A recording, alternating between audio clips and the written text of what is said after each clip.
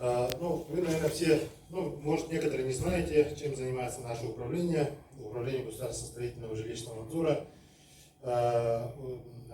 Управление имеет, следующий слайд, пожалуйста, управление в основном, вот если разделить, занимается тремя такими делами, так сказать, да, надзорит за строительными фирмами, за их деятельностью, за стройкой, надзорит за управляющими компаниями и надзорит за ТСЖ.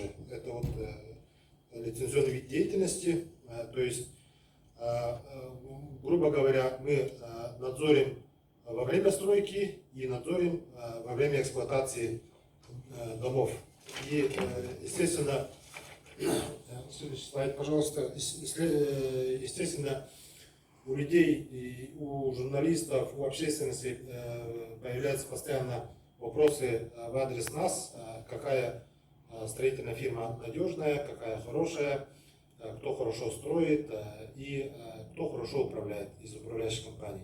Но так как мы являемся надзорным органом, органом исполнительной власти, мы не имеем права как-то рейтинговать их, раскрывать данную информацию перед обществом. Поэтому мы предлагаем Общественной палате взаимодействие в этом плане, в плане раскрытия информации перед обществом. Следующий слайд, пожалуйста. В части рейтингования этих компаний, строительных и управляющих компаний.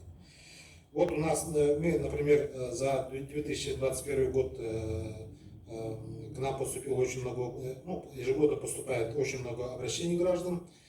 Из них, вот, если посмотреть, основной получается по вопросам предоставления коммунальных услуг. Далее идет по вопросу содержания и ремонта общего имущества многоквартирных домов. Ну и также очень довольно-таки много вопросов по строительным недоделкам. И поэтому у нас есть материалы, с которыми мы могли бы с вами взаимодействовать. Следующий слайд, пожалуйста.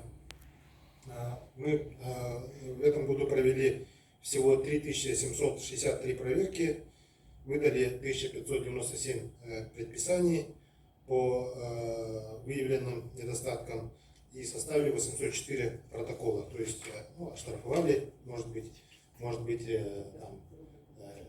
замечания свои высказали.